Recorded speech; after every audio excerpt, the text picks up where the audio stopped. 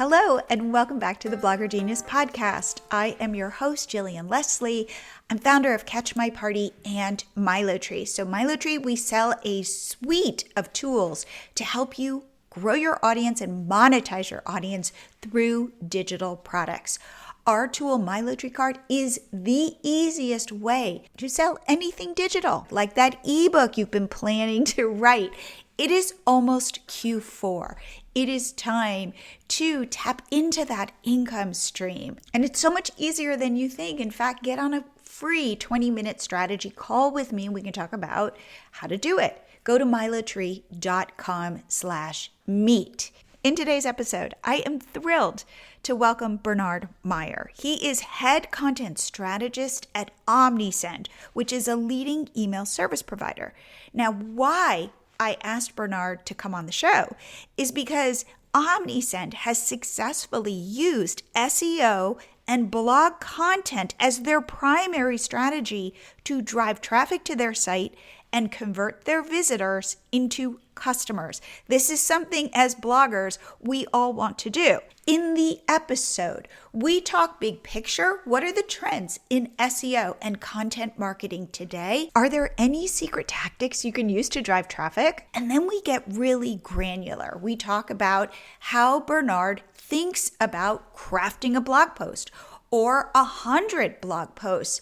If you're feeling discouraged, I think this is an episode that will make you feel more hopeful because we talk about how it is really possible to compete against this proliferation of AI content just by doing some really basic things. I think you're going to really like this episode. So without further delay, here is my interview with Bernard Meyer. Bernard, welcome to the Blogger Genius podcast. All right. Thank you so much for having me. I'm excited to talk to you and your audience about some of the stuff that they can do in SEO and content marketing. So we have been having this long chat and I feel like we are now best friends. So I just want to lead with that because you've led this very interesting life. You've lived all over the world. You are now in Eastern Europe and you're working for Omnisend, which is an email service provider that is based where you are in Vilnius? In Vilnius, Lithuania, capital city of Okay. Lithuania. Awesome. And you also have offices in the United States as well. Yeah, so we have an office in Charleston, South Carolina. Okay. And we have some people working in the UK and around the world. So you've lived in the US, I think you're an American citizen, and now you're overseas. And I would love just a short explanation of how you got to where you are. All right. Usually I have to give people quite a long one because they usually ask me, how did I get here? And it takes a little bit, but I graduated college and then I went to back to Miami. And it was around 2009 and there was the recession, the Great Recession, and I had a choice, either stay and work again at Starbucks or go abroad and try my luck teaching English, because all you needed was an English degree from a US college, a university. And so I did. I found only one job. It was a job in Mongolia, in the capital city called Ulaanbaatar. Wow. I applied one day, and then next day, the director of the school called me. And then 3 weeks later, I was on an airplane to the capital city. Didn't actually know where it was, but I went there anyway.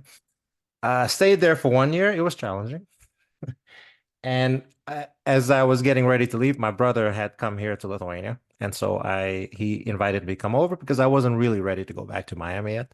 So I came to check it out, to travel a little bit. And then I met my wife, or at least the woman who would be my future wife.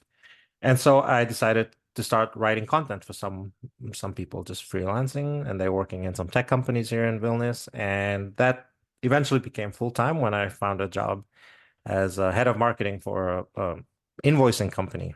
Head of marketing is really relative here. I was the only person in my department, so it's just me marketing.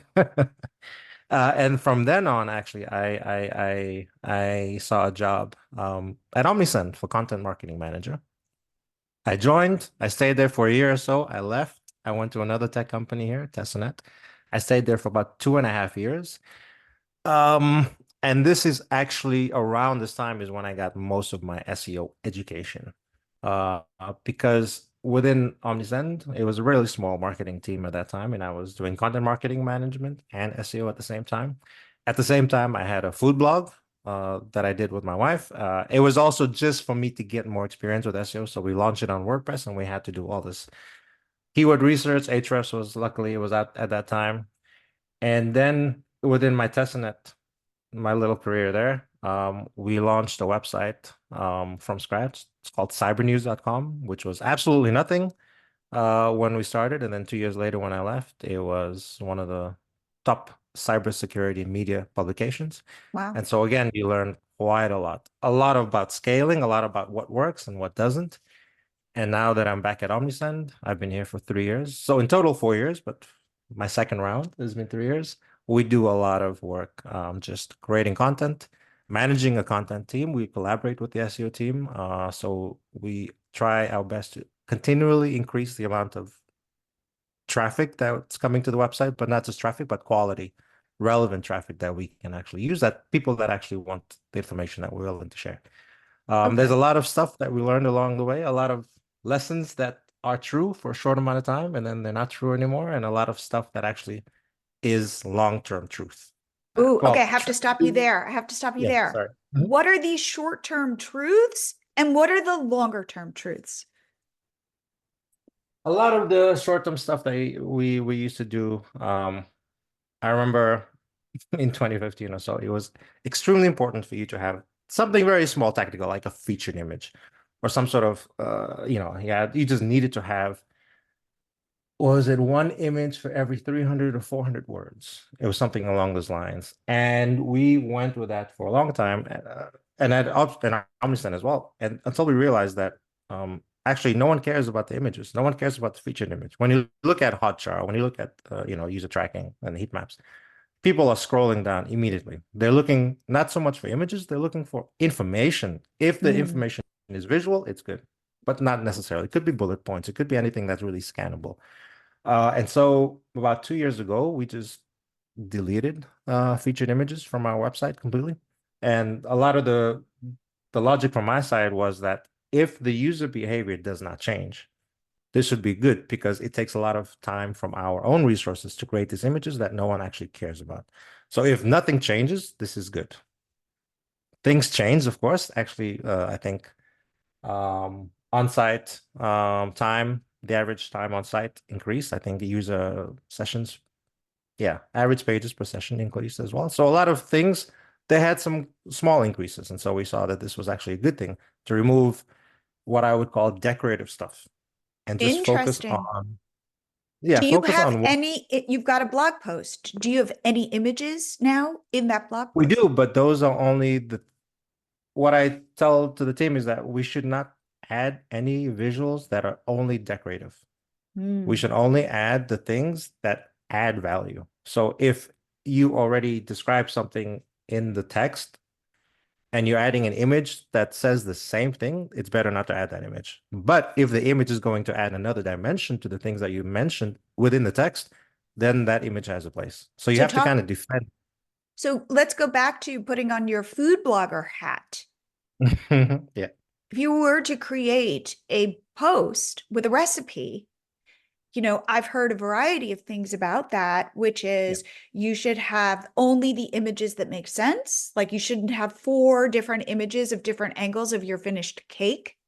But if you're going to do something complicated or somewhere kind of your same thing, you Yeah. should have an image. Should you have an image, say, of your ingredients, or do people not care Yeah, about for that? this one, it's completely on the opposite side then because people want to see the food. So for me, like a featured image on a blog post, it just this is the final result you're gonna have. And you kind of want to see it first. And you read the title, you get the name of the recipe, and then you want to see the image as quickly as possible. So for me, for that one, you definitely need a featured image because Okay. the reader wants it. It's not that Mm-hmm. you're adding decoration there. But and this is a mistake I made. Sometimes I would add 5 or 6 different angles of the same food. No new information is being shared.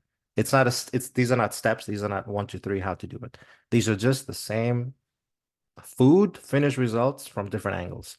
So I think those kind of images don't make a lot of sense. But if you're doing a process and if it's a complicated process, then I think you should add it. And for me, I when I go through recipe like food blogs and I'm looking at recipes, those are the things that I want. I want to see how to do it. I go down, I look at those images, the process images, and then the thing that I find most valuable is when there's a video that shows me the entire steps. And then I can just skip down to the recipe and watch the video again while I'm reading the recipe. Interesting. Now, So I when think you were the talking behavior about changes. the Hmm? things, though, that are still true, that have been true from the beginning and are still true today, what are those? In journalism, they call it don't bury the lead. Here we call it just don't waste time in the beginning. And this is one thing that I think a lot of food bloggers sometimes they still get wrong. They talk a lot in the beginning and they get crucified on Twitter for that kind of stuff. Just give useful information about the recipe that you're writing about. So sometimes food bloggers think that they need to write 500 words about the context of the day in which they created the food rather than really important information about the food. What kind of cocoa powder to use? What is the difference between this cocoa powder, Dutch processed cocoa powder? What is the difference between this kind of utensil or this kind of utensil? Those are the things that are important. They are about the food. Well, they're related to the food, but they help add a lot of value to the reader when they're trying to understand how to cook the food or what they need to know about the food in order before they start cooking.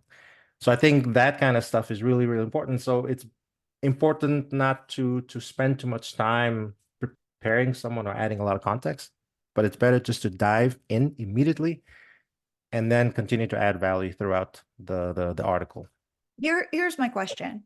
I bet a Mhm. lot of people listening to this interview are thinking, yeah, but you know what? Like Google doesn't work for me anymore, or my traffic took a hit, or like I now Google is rolling out their AI. So does Google still work at driving traffic? Google does work. I know that when the core update came, well, it came in a few series, definitely in November and January, perhaps. There was a lot of chatter online about the types of websites that got hit. And definitely it was true. You looked around and you saw that, on Ahrefs, the traffic just dropped. But when people began digging into what kind of websites these were, and what kind of content they were creating, not a lot of them were very valuable.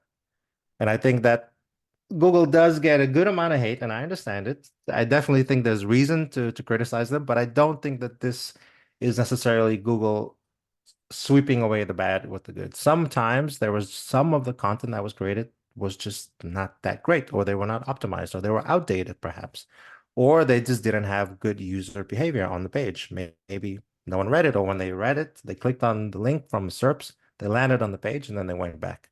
These are kind of signals that tells Google that perhaps this is not the best page for the user intent. So I think that it is easy to get disheartened, but one of the in content marketing, we always say one of the things that separate the successful from the unsuccessful is just consistency. You're looking at it as an average over a long time, not what happened this month or what happened last month. You have to have a 6 month plan. You have to have a 1 year plan, 2 years. And Okay, I think this is one. Sorry. now I need to say that the reason why I ended up talking to you was because you guys at Omnisend, so remember, you're an email service provider. You're like number two behind Klaviyo Yep. for e-commerce. Lots of e-commerce brands are using you to help them sell. And the way that you have grown Omnisend is not by blasting out ads. It has been through a very SEO. smart SEO strategy. Will you talk about how you've done that and what the lessons could be for people who want to use SEO to drive traffic to their blogs and websites? Yeah, so I think this one part of it is maybe a bit more specific to SaaS companies or tech companies. And another part of it, we can say it's a bit more general. So I think the one that was very specific to us was that we went on these alternatives to keywords. So when a user is searching they're tired of Klaviyo. For example, Klaviyo raises prices. They want to find alternatives. So they type in alternatives to Klaviyo, or another one of our competitors, alternatives to MailChimp, or MailChimp alternatives, or any combination of those keywords as synonyms. So we began to create a lot of content around those keywords, around those content clusters, just giving people alternatives. Even including our own competitors in some of those keywords. So, for example, a Klaviyo alternative article could include MailChimp. It could include, MailerLite or Bravo, all of these other competitors. Whereas a MailChimp alternatives article could include Klaviyo as well. So we began to create that content, and we saw that we were ranking highly for those keywords. And those were really targeted keywords because those were the people who were tired of the competitor and they were looking for alternative. And we were always, of course, number one alternatives there. And so we began to get not just traffic in terms of volume, but quality traffic that is going to be lower, further down the funnel, and more willing to convert, I guess, to our side.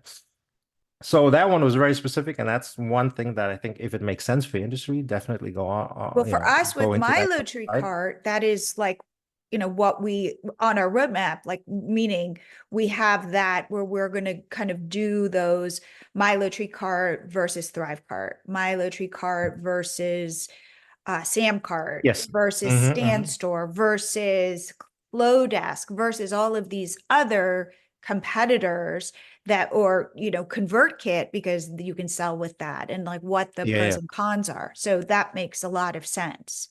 Definitely. And one of the things that I always mention is that we don't take low roads here.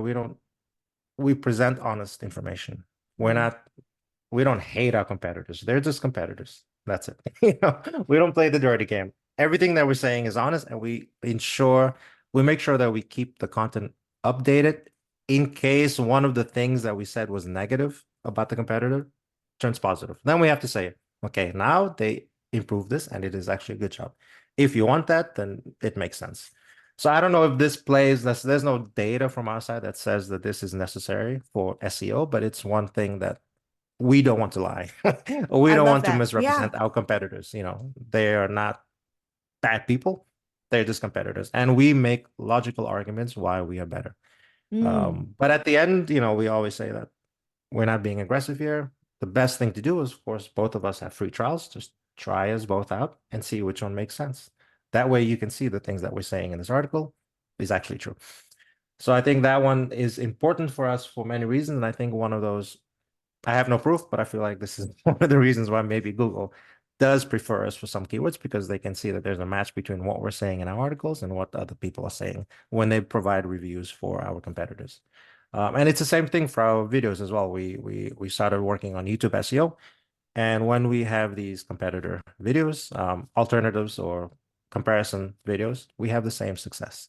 We're beginning to see at least the same success. So a lot of the conversions are coming from MailChimp alternatives, Klaviyo alternatives, and we're presenting the same information. It's harder to update a YouTube video, of course, and so that part is complicated, but generally it is one of the things that we saw working in one format, and so we're using it in another format. Now, then tell me though, what's then for like a more how would you generalize this?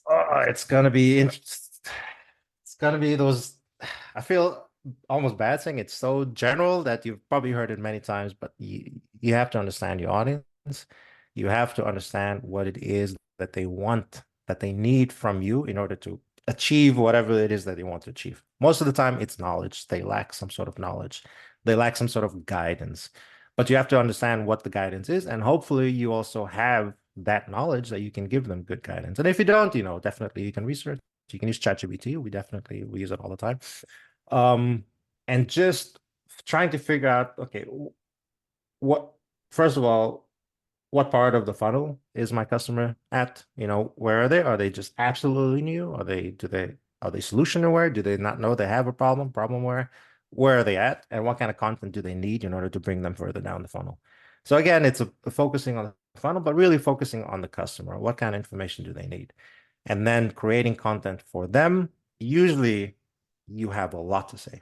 So this is actually a good thing, because you're going to be able to break that up into so much content and you can repurpose that. And a lot of people still love guides. They still love ebooks and PDFs and white papers and case studies.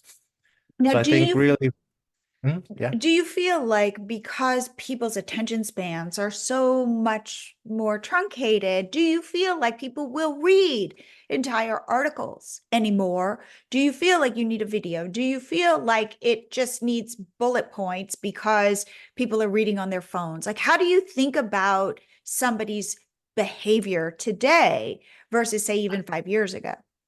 I think so we have, heat map recordings, Hotjar. Although I think we stopped using Hotjar. But in any case, we So can you're see watching what how people, people yeah, we're watching people and how they they consume your scroll down. content or your Yeah, so we homepage. look What at are the you doing? content. Yeah, so we look at how they're reading a blog post. We look at them at how they're navigating a landing page or anything like that. And what they're doing is, in my opinion, the same thing that they've been doing for the last few years. They land on the page, they scroll down quickly, they do the little mouse wheel thing, they assess in one way or another, and if they like what they see, they go back up and they start reading it. Maybe not from the absolute top, but from a point where they think that this is kind of the information that I need. Or sometimes they just jump down to the part that is interesting for them. But I think that I wouldn't call it an attention deficit. I think it's just a lot of the content has gotten worse on the internet. Ooh. It's gotten bloated. That's why I mentioned just please don't bury the lead. Give the value as soon as possible because people think I need to write 2,000 words. And I have, do you need 2,000 words? you do not. You need as many words as you need in order to explain the solution to the problem or explain the problem, No, here's but the not thing. to go. I Mhm. find that when you write for Google, it's kind of boring. It's It, kind of, it's horrible. and is that true? Or should you be kind of jazzing up your writing? Does that matter? I think that your SEO is part of your business, right? It's a strategy, a marketing strategy. I think the purpose of your marketing in general is to build a brand and to build a connection with your customers. So whether or not you're jazzing up an article, it's more about do you want to communicate a personality? Do you want to communicate something human to your target audience? I think the answer to that is yes. You I was want to just build you want a human connection after all. You don't want a reader just to read your article once, get the information, and then forget you completely. It's better for them to remember something about you. And it's going to be easier now because so much content unfortunately is being created with ChatGPT, which is then not checked, not edited at all, and just published in mass. A lot of it is, outsourced content from countries all over the world, and it's not great quality. A lot of it is just bloated. Pollution, content pollution is what I call it. And ooh, I like so that. yeah, and so a lot of it does rise up in SERPs, and they get a little bit of time to shine. So I wait, think and long term, SERP's search engine results page. yeah, So they're sorry. On showing, Google, they're ranking. So they're bad ranking. And content is ranking. Will it stay at the top or does Google really find those gems? That if you're writing that gem, Google will ultimately surface it. Like I think that there's this crisis of confidence. yeah, I'm working so hard on my posts. I'm putting my personality in it. I'm doing everything I'm supposed to be doing. Will Google ultimately pay off for me? it will. It depends. It comes back again to how long term are we planning here? How often are you checking your Google Analytics or whatever it is? If it's every day to see the changes, it's maybe not the best behavior. I think you have a strategy, you have a plan that I'm going to do this for my customers, not for Google, for the next 6 months. I have a plan. I understand how to bring them further down the funnel. And I'm creating this content roadmap based on what the customer needs. And I need to service that customer, that potential customer, let me say that. And that is it. Whether Google picks you up now or later, I don't think that's a question. I've had many situations. There's many articles I can mention where we spend a lot of time and money writing this big piece of article, and nothing happens for 3 months, 4 months, 5 months, and then it gets a little pickup in month six, month seventh, and then something happens in month 10th, and it becomes our most popular article. Mm. And we updated from time to time, but there was no huge updates. It's just we were going in the same direction and just updating the facts and making sure that everything there is proper and correct and shows some personality, some brand tone and voice. And there's nothing that I can point to that said that this is the reason why Google decided to put it as the number one for this particular keyword. But that's what happened. It just took some time.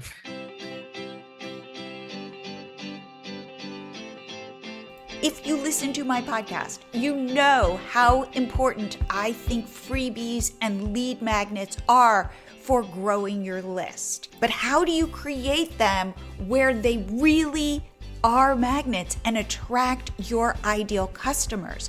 You do it by getting my 3 AI prompts. This is all you need to create an irresistible cheat sheet that is tailored to your niche. Get the AI prompts, create your freebie in 10 minutes, and start putting it out there. You can get this at milotree.com/freebie prompts. That's milotree.com/freebie prompts. Then make a bunch of them and test them and use MiloTree to offer them. And now back to the show. Now, how do you think strategically about keywords? 1, in terms of keyword research. 2, in terms of dribbling those keywords throughout the post. And then how you think about linking those keywords, whether it be to other internal articles or to external pieces. Like, what is what I'm looking for is kind of what is your overall strategy when thinking about creating a piece of content? That's a big question. I think the core content, the one that's going to be easiest for you to create in the first phase, is whatever the core solution it is that you're providing to your customers, right? For us, it's email marketing. So email marketing is such a big field that it's very difficult to say that there's an end to the type of content that we can create for email marketing. But let's just say, imagine that people want to find out about how to create a newsletter, because that's one of the first things they want to do. So we go really deep into that, all the variations. So we have this big article called how to create a newsletter, and then we can probably dissect that into small parts: the design, the fonts, when each to one of send those it. separate pieces of content, or are Yeah, these just separate pieces of sections? content. We used to lean a bit more heavily on content clusters. Now we do it a bit less. So we see that it actually there's maybe a bit more value in having just adjacent articles rather than separate articles feeding into this one big, mega article. That is one thing that I would say doesn't seem for us to pay off a lot. It makes sense. It's for us better just to have separate articles. So one would be just how to design a newsletter. Then another one would be how to do one thing or the other thing. And we put a lot of design if design time is required, but we put a lot of effort into that. And so the keyword research starts off in there, and then we go to Ahrefs. We understand what kind of keywords people are actually searching for, and then we figure out how to create articles around that. But of course, it's information that we already have. One other thing that we do is the SEO team. We work a lot. We focus a lot, and I don't know if your audience has time for this, but to understand, to create a brief, a really in-depth brief about what you want to include in there before you start writing it. So you need a really great structure before you write it, which is going to make your writing much easier. So in there, we include the sections, the chapters, or whatever you call them, the keywords, the research, the statistics. We always try to include statistics in there, just and keep it up to date. So no statistics older than 4 years or 3 years. And then all the images that we need to include there, which again, probably related to statistics or examples of the thing that we're talking about. And once we have this brief very well defined, 2 or 3 pages, then we send it out to a writer, either in-house writer or we use a freelancer. It comes back. We assess it for quality, understand, firstly, does it match the brief? Secondly, is it good English? Is it good writing? And then the SEO team also goes and makes sure that the linking is correct. So we always link out to any research or any statistics or any surveys that backs up the point. We link out to any examples that we see online, and then we link internally to relevant articles that can provide more information to the topic that we're discussing within this article. And then we upload and we publish. So Do you it's have a certain, like, this needs to be at least 1,000 words, or there's no limit? we it would be a guidance, 1,000 to 1,500 words, based on the amount of information that's already in the brief. We can see that it doesn't make sense for this to be, 600 words, or it doesn't make sense for this to be 3,000 words because we don't have that much to say. So based on the structure, then we define how many words should be in the article. And are you publishing articles every day? Are you updating article? Like, what is your kind of We content strategy in terms of new Yeah, content versus republishing existing content? I can say now, we have published content for so long that it doesn't make sense for us to do 100% new content. So I think at the moment we're closer to 50-50, maybe even 40% new content, 60% updating, because we have a lot of articles. I think within the thousands. But if I were a newer website, I would definitely have much more new content because I have a lot of stuff I need to say. Maybe 70% new content, 30% updating content, depending on the industry, depending on how much stuff changes. And the really important articles, I would definitely try to update that maybe every 3 months, or maybe even faster. It depends on how fast things change.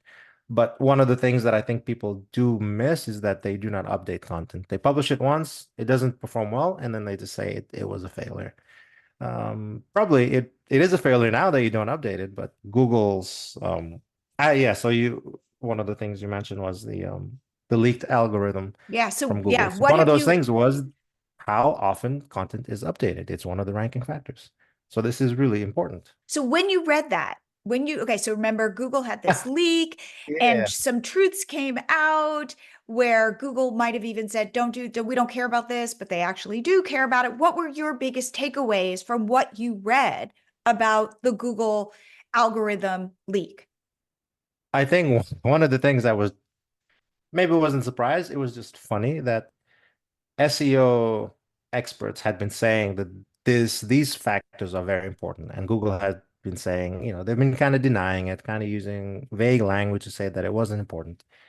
Everyone knew it was important, but they kept denying it. And then when this came out, you saw that actually those things are important. Links are extremely important. Links You need to links to your what? article. Links, Links internal from, links, yeah, other external links to your article. Backlinks are important. And not just backlinks, you need click links. People need to click on the link and they need to visit your page and then spend some time on the page. Then this is a good link. There's a good click, and then there's of course bad clicks, where people go and they see, oh, wrong page, and then they go back. That could be a signal that your page is not serving user intent as it should. You need, the age of the website is important, apparently. People had been talking about sandbox for a long time, that Google puts new websites in the sandbox. Everyone kind of understood that this is how they should behave.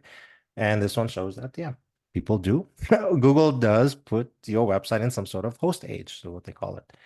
An SEO a long time ago mentioned that Google uses Chrome data to understand how good a website is, to understand how a user behaves on particular websites, and it's there.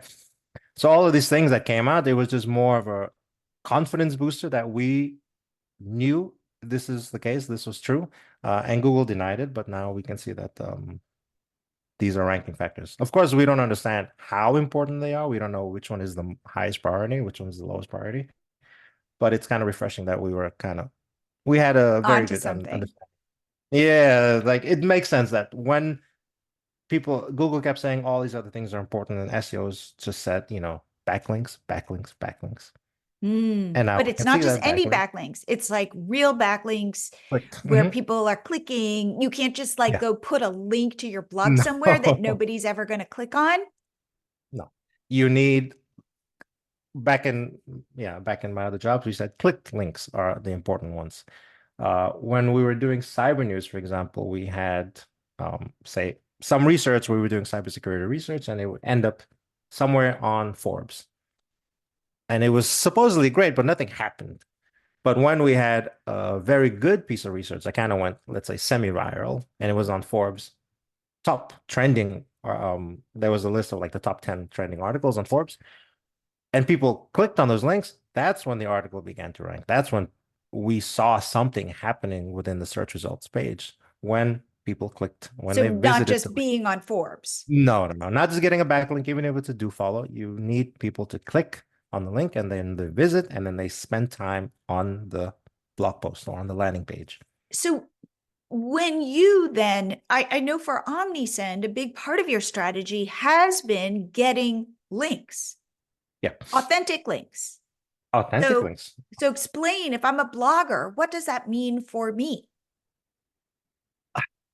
Again, this really depends on what kind of information or value you can provide another website. So for us, we do a lot of research. We have a lot of statistics from our own users, and we compile a lot of different types of data. We slice it and dice it in as many ways as possible, by country, by industry, by size, all that kind of stuff.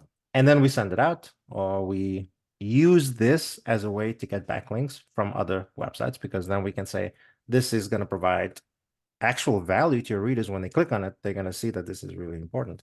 We provide them with some images and that kind of a little package, so that, and even copy sometimes, so that they don't have to do much of anything except publish it and give us a backlink. Also, we work, of course, with different, we have collaborations with different plugins or different apps or SaaS companies. And so we tend to use each other's research, or we tend to collaborate on some marketing. So even if we have a new integration, then you can use that integration as a jumping off point for us to write articles for each other. So if I integrate with Zapier, well, we do integrate with Zapier, yeah, we can write on Zapier's blog something in depth about how to use email marketing with Zapier, because we are knowledgeable about this topic, and Zapier can write information about how to use connectors And on our website. it's interesting. And they Well, provide value. We're providing value for each other's audiences. it's funny. So our first SaaS is our pop-up app, our MyLoTree pop-up, which Mhm. integrates with email service providers. And you guys reached out to us and said, hey, you were one of the only email service, we integrate with you, one of the Mhm. only email service providers to be as friendly and kind of like, let's get on a call. And then ultimately, we gave you content. So I think you linked to us. Also, our MyLoTree cart integrates with Mhm. Omnisend. But you were very, I don't want to use the word aggressive, but you were very forward, Persistent. Yeah, persistent in it is. working together. That is true. And I think it depends on your ability to get in touch with peers. I guess we can call each other peers within the industry. If you have a food blog and you're doing baking pastries, maybe you can collaborate with someone who's doing something else. Maybe they're doing, meat or vegetables or savory foods, and you can kind of find ways in which you can work together and provide value to the audience, not just linking to each other, but actually providing value to each other. So I think reaching out and trying to get in closer connection with the people within the industry, adjacent industries, I think this is really an untapped resource that people don't do. So, one of the strategies that I feel became very popular was Mhm. going after low competition keywords and creating content around that. And what is your thought about that? That's a very different kind of strategy than, I'm a baker and I'm going to bake all these different kinds of things. Like that, one feels more, uh, I don't want to say this, like you are kind of leaning into gamifying the SEO piece of your business. And one Mhm. feels more like I'm creating authentic content from my knowledge base. So this one, I think that if you are a smaller website or a new website, you need to target low competition, long tail keywords, most likely, right? You need to target stuff that other websites don't bother because there's like 20 visitors per month, or even 5 visitors per month. And what you're doing is you're just building up authority in Google's eyes. Google's robotic eyes. But of course, if those are relevant keywords, you're also giving people something that they don't have. They when they're looking, then they have these long tail keywords or low competition keywords. It's possible that there is no existing blog post or landing page that's serving their needs. And so they're having to, kind of make it up with half-ass articles or something that doesn't really cover it, and they kind of go away. They end up not getting the information that they want. But if you're creating content for these low competition or long tail keywords, then you are providing yourself a service, building up your authority, starting right. Usually, we'll start ranking for those low competition keywords before you start ranking for those high competition keywords, logically, and you're giving value to the reader. So I think it makes a lot of sense, and this is probably one of the first things you should be doing. Mm, Do not go after the high competition. Keyword difficulty of like right. 35 and above, probably not for you. Do not go towards the long tail ones. You can even get away with writing 500, 700 words because you're probably one of the only ones writing content for that. So just go straight forward, deliver the content, the valuable information, and then do a lot of those. Please do not just do 5 low competition keywords. Think in terms of 50. Okay. Think in terms of Okay. consistency, volume, definitely. Okay. Because So go ahead. like one of the things is that it's like going viral on social media. You can create the same ish content, the same quality. I mean, different topics, but the same quality content on social media. And 1 out of 100 will go viral. You don't know which one it is, but you need to create 100 social media posts in order to get that one. So it's the same with SEO. You need to really start thinking in batches. 50, even 100 if you have the capabilities over an X amount of time. One of those will hit at some point. You're just playing a game of averages. Mm, Because all of those, if they are quality, Google will pick them up. It's just a matter of time. mm. And how do you think about social media as it fits in to your content SEO strategy? I think social media is good for distribution. Definitely, if you have an ebook, X ways on how to cook with garlic. I don't know why I'm so stuck on food, but I guess because I was a food blogger. But yeah, so I think you're gonna have a difficult time distributing it through through Google because it's gonna be on page 10 or something. But if you have a social media audience, even 50 people, and a good amount of those people want this kind of information, just drop a link in the comments, and then people will click it and they will visit your page. And this is already, I believe, good signals to Google. To Google. Uh, yeah, links from social media, of course, they're not very valuable because people spam them 15 years ago. But still, when people visit your page and they behave and they read your articles, this is a good signal, especially if they have Chrome. I think also brand visibility signals are important. So this is not looking at one particular page or one particular blog post. You're looking at your brand in the entirety. This is what we saw on Cyber News, actually, cybernews.com. We would publish a bunch of research and other, of course, commercial content, and they were not really ranking well. But when we released a study or released an impactful research, we saw that the entire website began to jump higher in ranking. And the idea was that people went to Google and they typed in cyber news because they wanted to find out information about this company that's providing research. They didn't Mm, search for anything specifically. They were looking for our company.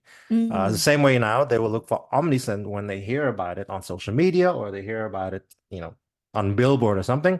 They Google your brand name, and this is bringing value to your entire website's authority. So I I think was this is just kind of where. This is kind Mhm. of the idea even about zero-click content, which means putting Exactly. lots of content, say on LinkedIn or Instagram, where you're not looking necessarily for that link back to your site as Mhm. much as you're getting into the conversation. Yeah. Somebody hears Omnisend, they're looking for an email service provider. They know of it because you've, let's say, been posting cool stuff in your Instagram Reels. They Mhm. then go to Google, type in Omnisend. Google sees that and goes, ding, ding, ding. This is Something's up. Yeah. interesting. versus, wow, you put that, you buried that link somewhere at the bottom of Instagram. You've annoyed me because you haven't given me all the information. And you're like, oh, you want this information? You're going to have to click for it. Versus just provide it to me. And then you're like my best friend. So then I go, oh, I like you. I'm going to go research you. Pretty much, pretty much. I think the this is again, this is a long-term play, right? This is a long-term brand authority, brand reputation play, but this is something that you need to do for your business's health in any case and longevity. Build up your expertise in the eyes of your target audience. If that means, again, working with other peers in your industry, if that means going on podcasts, which I'm doing, if that means attending conferences within your vertical, if that means doing a PR stunt, that also works. Whatever you need to do in order to make yourself more visible, it's going to impact your website because people are going to Google you immediately. So, okay, favorite SEO tools. We use Ahrefs. Do not underestimate ChatGPT or Ooh, AI in general. ooh. Research used to take a bit long. Oh, it used to take long.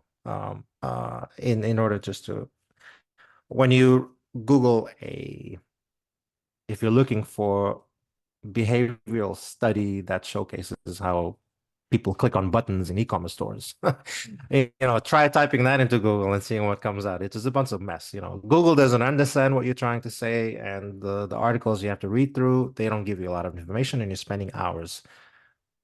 Type that into ChatGPT, it'll give you something back. It'll give you the beginning of something, either the valuable thing where it will link out to the actual research that you want, or it will send you in the right direction. So I think when you're doing your research for your articles, it's very, very useful to use ChatGPT, but probably for research only. So I think, yeah, Ahrefs, and we just do a lot of, it's a lot of elbow grease. We go through, we build these SEO briefs, we read competitor articles, we Google Sheets and Google Docs and Ahrefs and ChatGPT.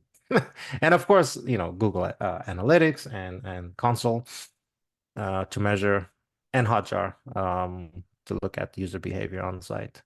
But I think that's about it. Okay, so as we come to a close, I want Okay. to kind of share what I've heard you say Okay. from this interview. And what's interesting about it is I get on calls with people like you who are really smart at what you're doing. And the advice you share is typically there aren't major secrets. What you're saying is show up consistently. What you're saying is put useful content out there for readers or people searching for solutions, not for Google. And then the goal is if you're serving people, Google will see that and Yeah. Google will reward you for it. You talk about how you do want a consistent brand voice. You aren't trying to game the system. You're not ragging on your competitors. You're actually being a trusted player Source. out there, trusted source. And that you keep saying it is a long game and it is a long slog. Like we talk It about that is. a lot here. It's like, yeah, you can use Chat GPT and that is helpful, but that's not the answer. And what you're saying too is your humanness can be your big competitive advantage because a lot of people are going to write a lot of crappy stuff out there.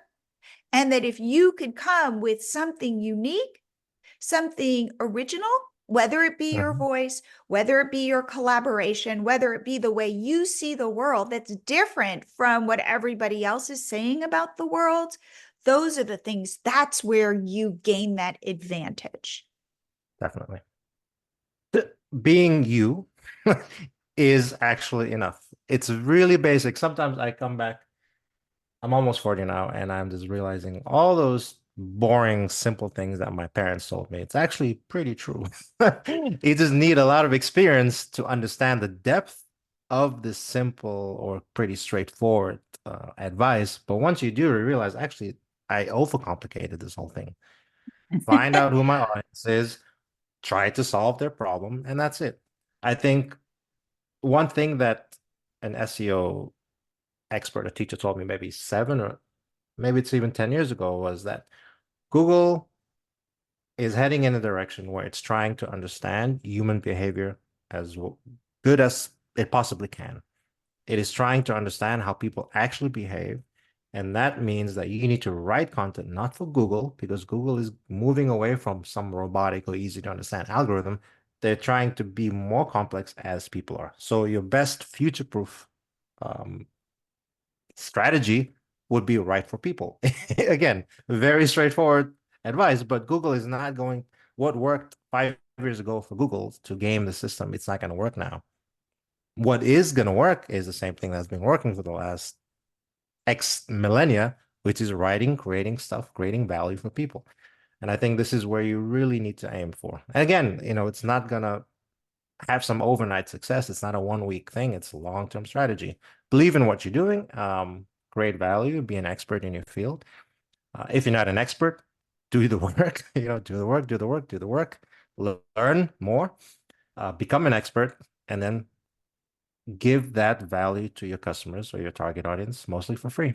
I think the last thing I would say though is I would, even though I trust that Google is optimistically trying to become a better representative of human beings, I would still focus very much on getting my audience off of Google and off of social media and into my email list, because I want there to be a direct connection between myself and them. If Google decides to flip a coin and just crashes the whole website and no one can find my website anymore, I would still have 2,000 contacts in my email list that can maintain my business, or they can spread the word to other people. So I Mm. would definitely try my best to find some sort of monetization strategy. Even if you don't have it, find some sort of value in which you can exchange this thing and get people's email addresses. And this is going to give you a direct connection to your audience that is extremely valuable. Old adage that says the money's in the list. That's where Mm. the money is. It's not in Facebook ads, it's not in Google ads, it's not even on the SERPs. It's in the list.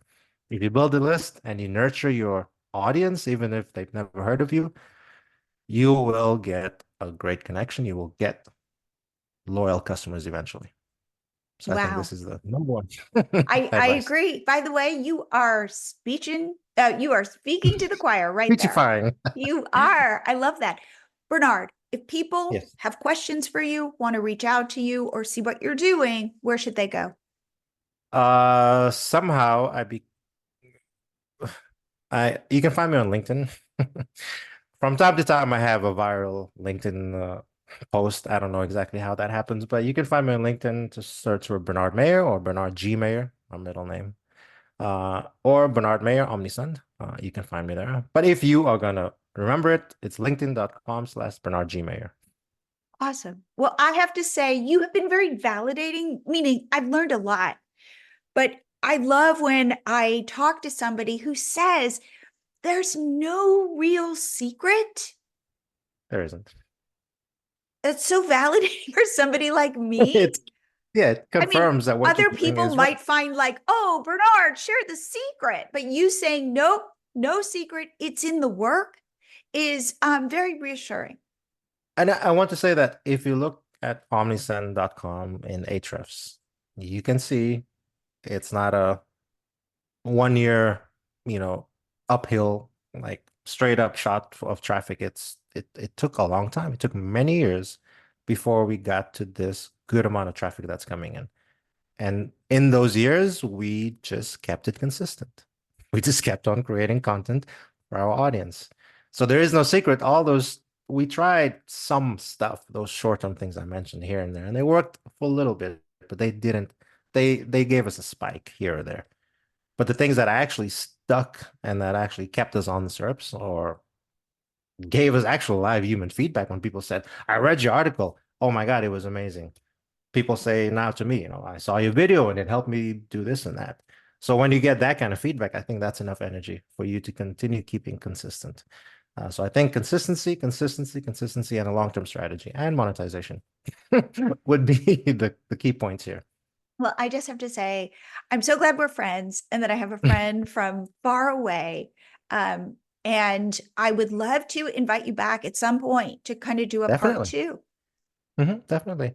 Like I said, I love SEO, content marketing, any sort of value creation, brand building. I can probably talk about it for a long time. Awesome. And maybe Well, one day we can get you here to Vilnius. I would love it. Well, Bernard, thank you so much for coming on the show. It was great. Thank you so much for having me here, and I'm excited to see what your listeners think. I hope you guys like my episode with Bernard. I really did. My biggest takeaway is that there are no secret bullets. There are no magical things that you can do to all of a sudden drive all this traffic to your site. It is about providing really good content that will rise up, that Google will notice is good and will serve it to lots of people. I think things are less complicated than we make them. In fact, that is why we made MiloTree. It's a way for you to have the tools you need to make money, to sell to your audience, and to grow your email list and grow your social media followers. And it's not complicated and it's not expensive. And I'd love to show you the way. If you want to get on a call with me free, just go to milotree.com/meet and we'll get on a 20-minute call. We could talk about digital products and I will hopefully share the same thing that Bernard shared, which is there are no magic bullets. It's really just about solving pokey problems for people who need solutions. That's it. Again, go to milotree.com/meet. If you enjoyed this episode and you think a friend would also benefit from it, please share it. If you are enjoying the podcast, please review it on iTunes so other people can find out about it. I would be so appreciative. And I will see you here again next week.